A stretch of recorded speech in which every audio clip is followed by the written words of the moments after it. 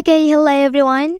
Here I want to provide a tutorial on how to add Google search widget to home screen on Samsung Galaxy A55 5G device.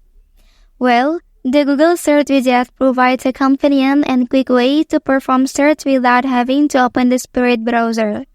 So, how to do that? Let's go to the tutorial.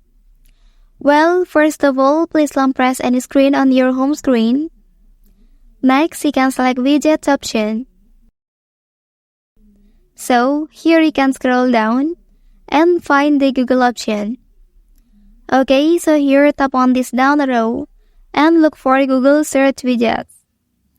Next, you can long press and place it on your home screen like this.